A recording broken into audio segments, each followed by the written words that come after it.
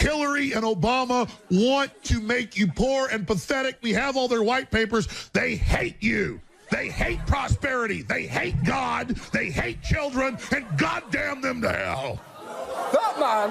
That man is Alex Jones, and that is actually him at his most presentable. That is Alex Jones at a job interview. That's Alex Jones meeting his girlfriend's parents for the first time. Now, in his more outspoken moments, Jones has argued that the government has the ability to control tornadoes, that the Boston Marathon bombing was a false flag attack, and that tap water is a gay bomb, and that they are putting chemicals in the water that turn the friggin' frogs gay. And then there is the Sandy Hook school shooting. Yeah, so Sandy Hook is a synthetic, completely fake, with actors, in my view, manufactured. I couldn't believe it at first. I knew they had actors there, clearly, but I thought they killed some real kids. And it just shows how bold they are that they clearly used actors. Now, that is not just offensive, it's stupid. If the government had actually hired child actors, there is no way their stage parents would have stopped talking about it. Well, he didn't get the Tide commercial, but he did book a leading role in a government-sponsored false flag attack. It's the same director who did the moon landing. We're very excited. Trump is apparently such a fan that Alex Jones himself has said it is surreal to talk about issues here on air and then word for word hear Trump say it 2 days later. And I would be sceptical of that if Trump hadn't gone on Jones's show and said this. I just want to finish by saying your reputation's amazing. I will not let you down. You will be very, very impressed, I hope. And I think we'll be speaking a lot. You know what? I guess it makes sense that Donald Trump wants to impress Alex Jones. Why would you want to drain the swamp if not to eradicate all those gay frogs? You stay there. You two stay where you are. This is really dangerous, though, because there is a pattern here. Trump sees something that jibes with his worldview, doesn't check it, half remembers it, and then passes it on, at which point it takes on a life of its own and appears to validate itself. Let me try and show you that machine in action. Trump's constant claim that millions of people voted illegally originated, as far as anyone can tell, from some dude on Twitter who claimed in November, while providing no evidence, we have verified more than 3 million votes cast by non-citizens. The next day, InfoWars picked that up and it spread like jet fuel among the right-wing sites. Now, it was quickly debunked by multiple outlets, but despite that, days later, President-elect Trump started tweeting about millions of illegal votes and serious voter fraud in states like California. And by early December, people were on TV expressing similar concerns. Voting is a privilege in this country, and you need to be legal, not like California, where 3 million illegals voted. Where are you getting your information? From the media. And that right there actually answers our third question of why so many people believe Trump. Because if you get your news from similar sources to him, as many people do, he doesn't look like a crank.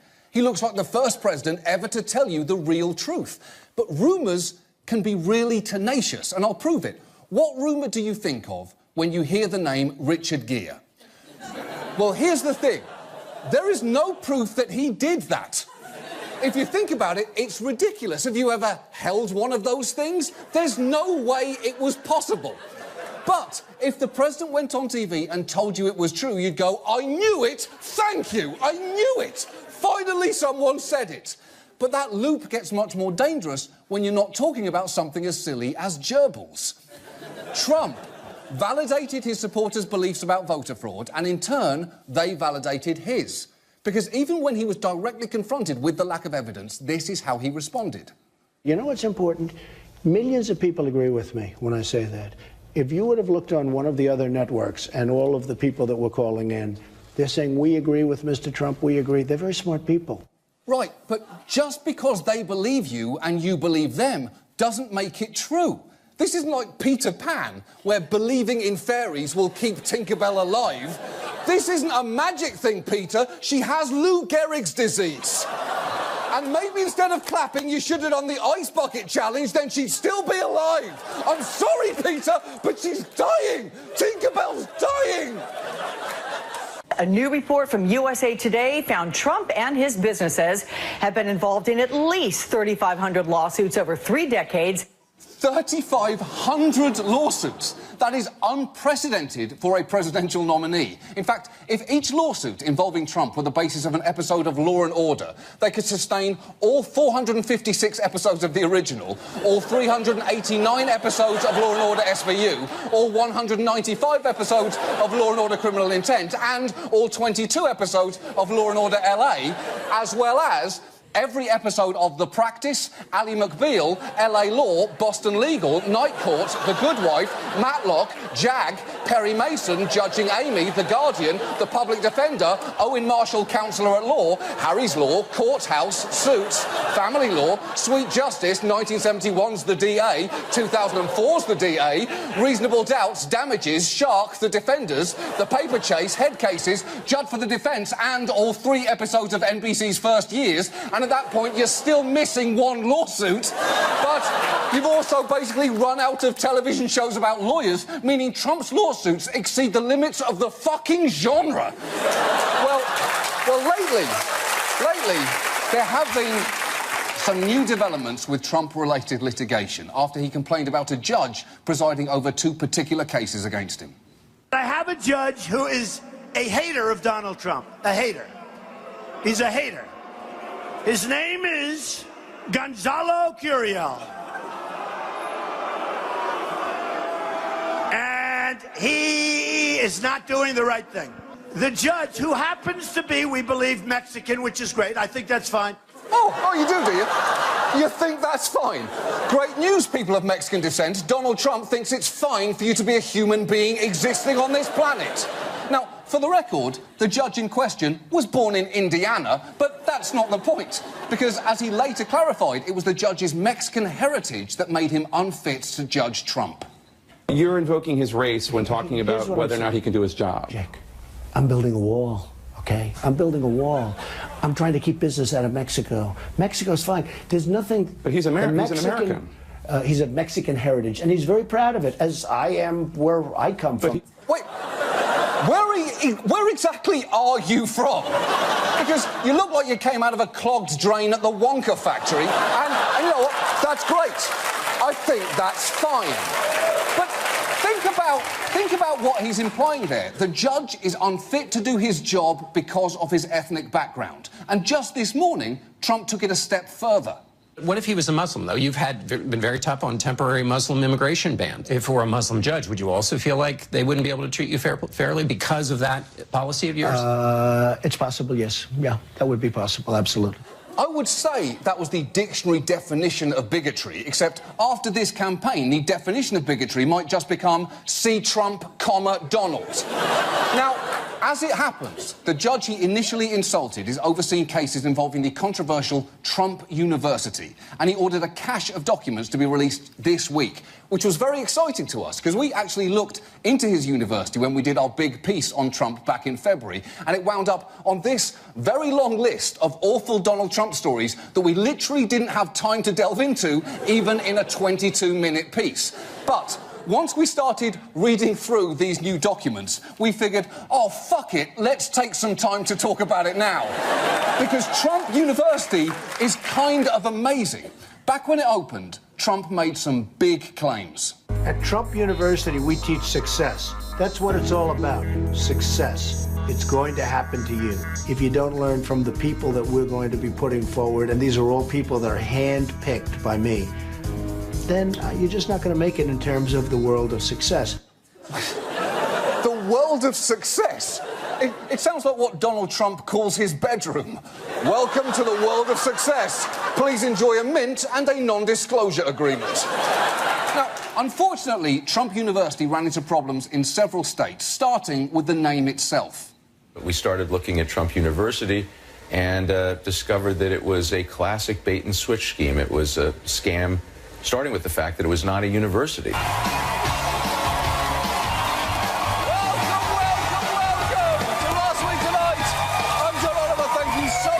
Joining us, and let us dive right in with President Trump, the bachelor in paradise of American presidents. And unfortunately, we have to start with the fact that on Thursday, the president sent a series of disgusting tweets about Morning Joe's Mika Brzezinski, tweets that were absolutely indefensible. And yet, White House Press Secretary Sarah Huckabee Sanders, the least amusing cast member in a direct-to-DVD faith-based romantic comedy, gave it her very best shot. I think that the president has been attacked mercilessly on personal accounts by members on that program.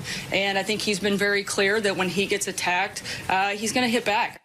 You know what? She's kind of right about that.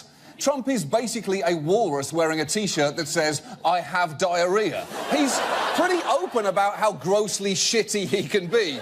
So we can't really be shocked when he suddenly is. But that news actually overshadowed a development regarding the president's travel ban, which the administration has long maintained is not a ban, despite what you may have heard from biased mainstream media outlets like the President of the United States and The Dictionary.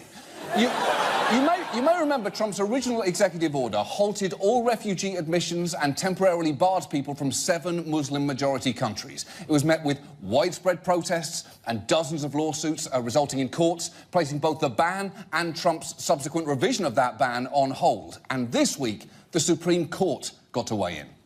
The U.S. Supreme Court has ruled to partially reinstate the president's highly controversial travel ban before hearing arguments on the case in October. Yes, at first the ban was banned, but now the court has partially banned the ban, instituting a partial ban pending the possibility of a future partial ban. Now, the court did impose some restrictions, saying it couldn't apply to anyone with a credible claim of a bona fide relationship with a person or entity in the United States. So the natural question there is, what constitutes a bona fide relationship? And the Trump administration took a swing at answering that. The State Department has narrowly defined that as a parent or child, including in-laws, a sibling, or a spouse. The guidelines for who is considered close family does not include grandparents, aunts or uncles, nieces or nephews, cousins, and brothers or sisters-in-law. Whoa, whoa, whoa. Grandparents aren't close family? Good luck telling them that. Because that would require calling them, which would mean a 12 or 13-minute conversation at minimum, a conversation that would inevitably involve being asked whether you remember Jerry Flaxman. You know, Jerry Flaxman, who used to live down the street. Jerry Flaxman. You remember him. He had the daughter with the internet business and she's gay now. Flaxman. What was her name? Jamie? Either Jamie or Amanda. Right. Samantha Flaxman. Anyway, her father is Jerry Flaxman and, well, he's dead now. And look, while the definition of the ban is ridiculous, the impacts of it are very real, particularly for refugees, since the administration has decided that being assisted by a refugee resettlement agency does not constitute a bona fide relationship, which means thousands of desperate people who've gone through exhaustive vetting and have been approved to come here have now been left in the lurch, which is absolutely shameful. And yet, for some, it's actually no big deal. An attitude best exemplified by human lacrosse stick Tucker Carlson, who asked, #Tucker, why does America benefit from having tons of people from failing countries come here? A question that made the Statue of Liberty give up and drown herself in the Hudson River. And if I may just point out, Tux, just because a nation is failing doesn't mean it can't produce some amazing people, just as, and I think we all know who Exhibit A for this is, a successful nation can produce some truly failed human beings. #Tucker. And look, this ban is cruel, it's unnecessary, and it undermines our standing in the world. So you would think the president would at least be justifying its existence. Instead, he keeps derailing the conversation with his barrage of bullshit. And there is simply no better example of this than the fact that just this morning, ABC's This Week had a Homeland Security advisor on to discuss the ban, but they never got around to it because they had to address yet another unhinged tweet. And just watch the guy's face as he realises what he's about to have to talk about. I want to get to security questions and security concerns, but we've just had the president tweet a GIF that I want you to take a look at. Welcome to Last Week Tonight. I'm John Oliver. Thank you so much for joining us. And let's dive straight in with the latest instalment in what we're calling Stupid Watergate. Something with all the potential national shame of Watergate brought to you by people too stupid to grasp the concept of shame. Now, this week, former FBI director and worst person to sit behind in a movie theatre, James Comey, got everybody's attention.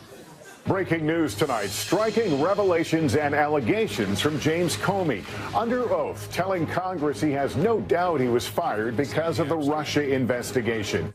Now, it was undeniably dramatic, but the notion that Comey was fired because of the Russia investigation isn't actually new or controversial. It is easy to forget, but Trump himself suggested as much in an interview just a month ago. So it's more a known fact that many people choose to ignore, like a pet snake is a character flaw, or DJs aren't doing anything up there.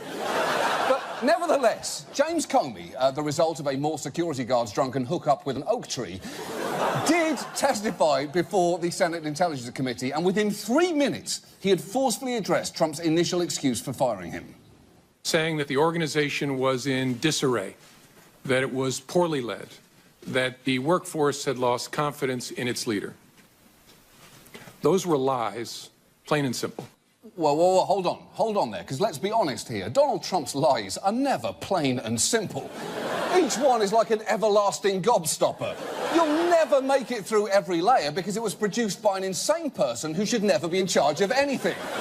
You're a good Candyman, Willie, but the Oompa Loompas have been shitting in the chocolate river and you're about to leave your estate to the only child you didn't nearly murder today. You have no business running a factory.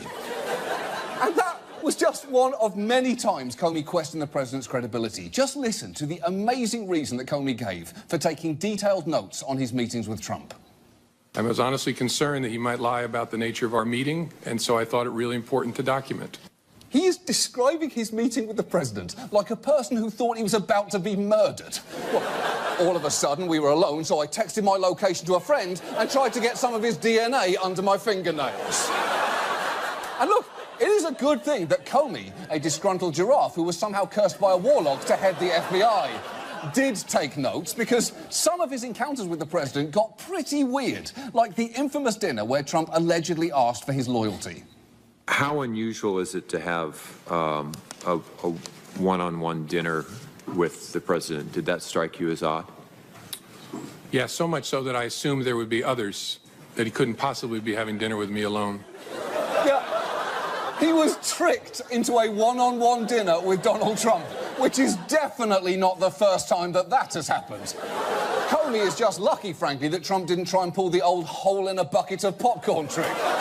And look, let's all admit, it is also better to have a dinner alone with Trump than have Jared Kushner there too.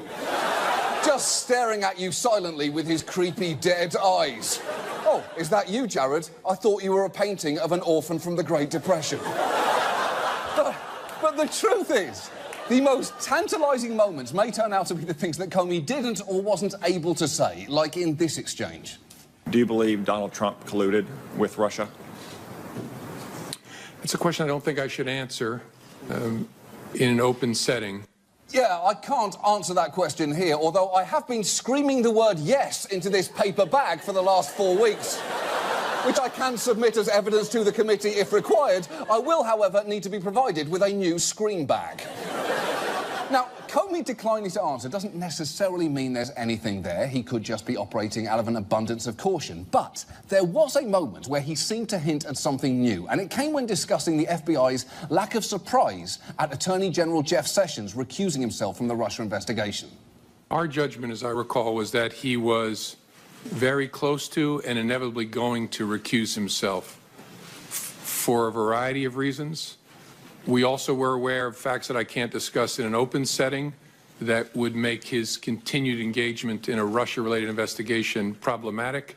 Now that sounds like a big deal. If someone asks you if you've ever had sex with a turtle and you say, there are facts about that I can't discuss in an open setting, the answer is yes. And the closed setting you'd prefer to discuss it in is eggslist.com, a message board for finding hot, freshly hatched turtles to have sex with.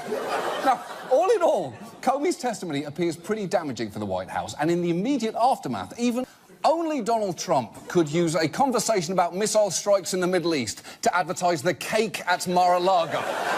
Which, by the way, you might want to think twice about trying, given that just this week it was reported the club's kitchen was cited for 13 health code violations for, among other things, fish that had not undergone proper parasite destruction and storing ham at 57 degrees. Because nothing says upscale dining like lukewarm ham with a side of tapeworm. And if you're thinking, well, hold on, perhaps the president brought up the cake because he wanted to be extra precise about every single detail. Well, let's rejoin that interview just 1 minute later. So what happens, as I said, we've just launched 59 missiles heading to Iraq. Well, you headed to Syria? Yes, heading toward Syria. I honestly wish she just kept naming places to see if he kept agreeing with her. Headed to Egypt, yes, headed to Egypt. Headed to Dollywood, yes, headed to Dollywood. Headed straight for us, yes, headed straight for us, right now. Now, as we mentioned last week, the bigger issue with Trump's sudden bombing of Syria is it runs directly counter to everything he'd said previously through tweets like, what I am saying is stay out of Syria. But it turned out that was just a warm-up for a week full of foreign policy flip-flops. President Trump making a number of stunning reversals as he faces multiple foreign policy crises after repeatedly calling NATO obsolete on the campaign trail. NATO, in my opinion, is obsolete. Now, Mr. Trump changing his tone. I said it was obsolete. It's no longer obsolete. It is incredibly annoying how long it took Donald Trump to reach a conclusion that everyone else had already reached. It's like a flat earther finally admitting the earth is round. Yes, you are finally right, but I'm still mad at you that you ever believed that shit in the first place. And that's just the beginning. He also U-turned on calling China a currency manipulator, replacing Fed Chair Janet Yellen, and his criticisms of the Export-Import Bank. And you may be happy with those reversals, but if you are a Trump supporter, you might be rightly pissed off. This is not what you thought you bought. It's like getting tickets for the vagina monologues, but on the night you went, it starred Brian Dennehy, who's great. You know, don't get me wrong, but it's not really what you signed up for. And sometimes Trump's 180s seem to happen in real time. For instance, his long-standing belief that North Korea could easily be taken care of by China apparently changed moments after he brought it up to Xi Jinping. Mr. Xi then explained the history of China and Korea. Mr. Trump said, after listening for 10 minutes, he said, I realize it's not so easy. Xi Jinping got him to completely change his mind after just 10 minutes. And how did he even explain something that complicated in so short a time? I genuinely want to know that. Because if this show did a segment on grapes, we'd need 20 minutes and an appearance from a marching band. The president seems to change his mind based on any information that is new to him, which seems to be almost any information. And that is genuinely worrying. We have a leader operating on a learner's permit, and we were reminded just this week of what a president has at his disposal. We learned a short time ago, for the first time in combat, the U.S. military dropped a 21,000-pound bomb in eastern Afghanistan. Inside the Air Force, inside the military, it quite seriously is referred to as the mother of all bombs. OK, now there is obviously a lot to unpack there, but let's just take a minute and appreciate the fact that we finally reached a point where mothers can be bombs too. Hashtag mom bombs, hashtag feminism. But minutes after that historic bomb dropped, Trump took a victory lap that was tripped up slightly by one very simple question. We are so proud of our military, and it was another successful event. Did you authorize it, sir? Everybody knows exactly what happened, and what I do is I authorize my military. We have the greatest military in the world, and they've done a job as usual, so we have given them total authorization. What the fuck was that? That was a yes or no question to which you vomited 38 words, none of which were yes or no, although, to be fair, none of them were Holocaust Center either, so I guess we should be at least partially relieved. And incidentally, later reports suggest that the US commander who ordered the bomb drop didn't need and didn't request President Trump's approval, which means Trump has placed a significant amount of authority in the hands of his commanders. And you may think that's good. You may think that's bad. President Trump. Two words that continue to sound unnatural together, like walrus porn or Tilda Swinton. Now, On Tuesday, Trump visited the Museum of African American History and Culture, promising to unite a divided country. And if you didn't hear about that, it's probably because it happened on the very same day he did this. The Trump administration this morning laying out plans to aggressively crack down on illegal immigration, potentially sparking a steep increase in deportations and stoking fears among immigrant communities. OK, so that's upsetting even by Donald Trump's standards, because normally when he wants to terrify an immigrant, he just texts Melania, coming home early, feeling horny. Now, this new plan gives ICE agents much greater latitude in who they can pursue and deport, and it includes hiring 15,000 new Border Patrol and immigration officers, which might actually be difficult, as they've already had so much trouble finding qualified applicants. There are currently around 2,000 vacancies. It seems immigration agent is the hardest job to fill, right after personal assistant to Mariah Carey. I want a limo for my dog and mirrors that make me look like it's 1997. Go get me them. Now, many people were alarmed by the new guidelines, and it frankly didn't help when the president seemed to escalate the stakes out of nowhere. We're getting really bad dudes out of this country, and at a rate that nobody's ever seen before. And they're the bad ones. And it's a military operation. OK. First, please stop using the phrase bad dudes. Please. I understand that you're trying to wean yourself off bad hombres, but it still feels like a lateral move. But more importantly, what was that you said about a military operation?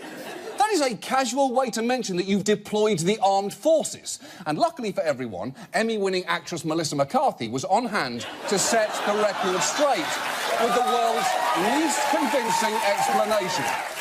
The president was using that as an adjective. It's happening with precision.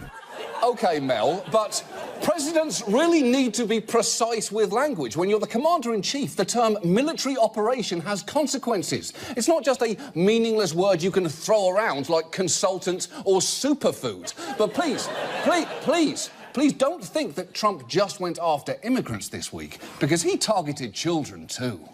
Schools and students are facing uncertainty today after the Trump administration withdrew federal guidance on transgender bathroom use in public schools.